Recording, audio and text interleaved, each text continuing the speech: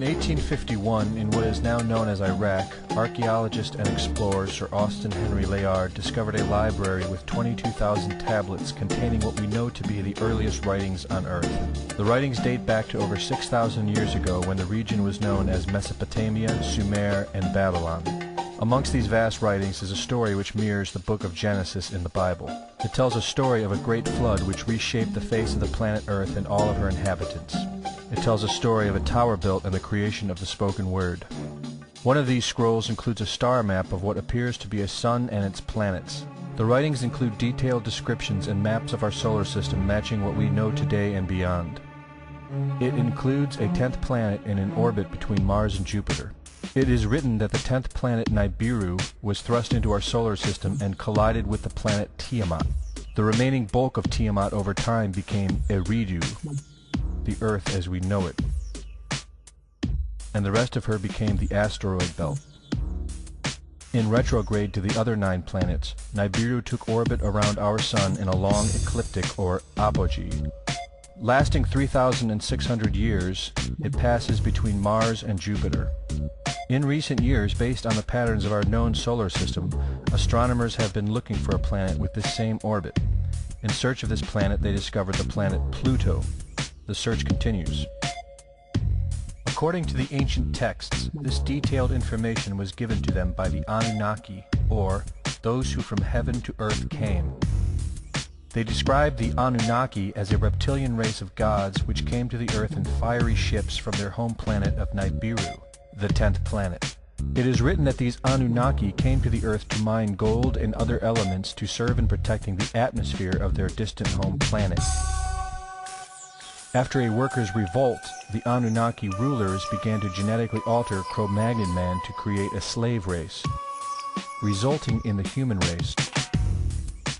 It was said that we were created by the gods in clay vessels. It is written that man was forbidden to depict the Anunnaki in their actual form. Just prior to the Great Flood, the bulk of the Anunnaki would return home, leaving numbers of them behind to watch over the earth. Anu was king. Assigned to Anu to heed his instructions. 300 in the heavens he stationed as a god. The ways of earth to define from the heaven.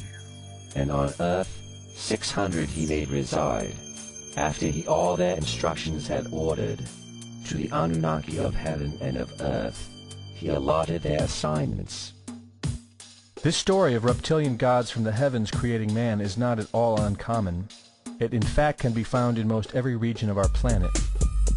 In Japan, emperors claim descent from dragon gods who came from the sky.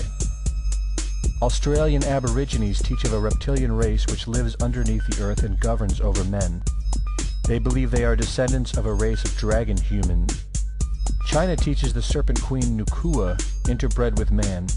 India calls these reptilian gods Nagas and claim they seeded their royal families. Throughout the Middle East it is believed a serpent race created man. The book of Genesis tells of giants who came from the heavens to breed with the daughters of man. They are called the Nephilim. In Africa they call them Chitauri, children of the serpent. The royal kings of Africa claim descent from serpent gods who came from the sky. In South America, the Mayans teach that their ancestors were the people of the serpent. The Aztecs were said to be created by a serpent woman. In America, the Hopi Indians believe sky gods came to earth to breed with their women and refer to them as their snake brothers. The word Sioux means snakes, and Iroquois means serpents.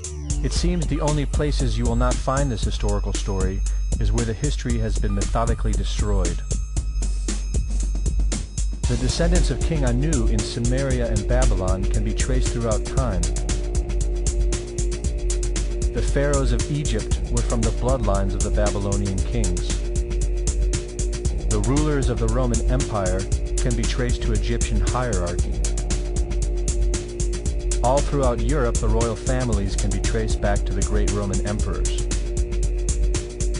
34 of the presidents of the United States are directly descended from European royalty, with the remaining 8 who are only closely related to these same bloodlines. In 1934, President Franklin Roosevelt placed the Great Seal, originally created in 1782 by the Freemasons, on the dollar bill. Represented in the Great Seal is a pyramid and the all-seeing eye, known to be used by the elusive society, the Illuminati. Strung together in conspiratorial confusion are secret societies such as the Illuminati, the Freemasons, and the Bohemian Club.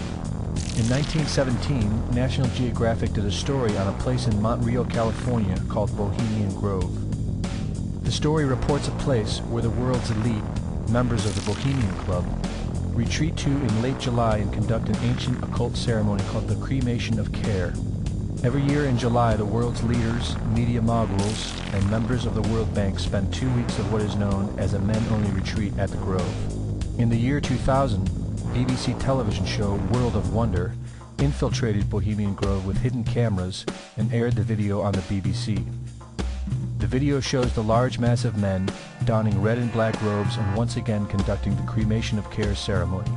The altar is at the base of a 200-foot owl, the Babylonian symbol of the god Moloch, the god of human sacrifice. In the video, a body is delivered upriver to the altar where it is set on fire.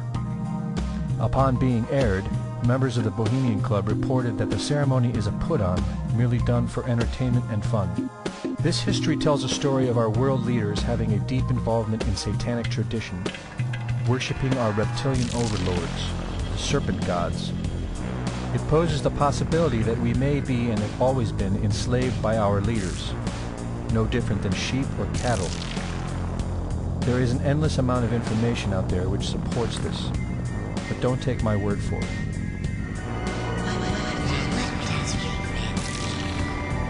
Well, son, a funny thing about regret is that it's better to regret something you have done than to regret something you haven't done.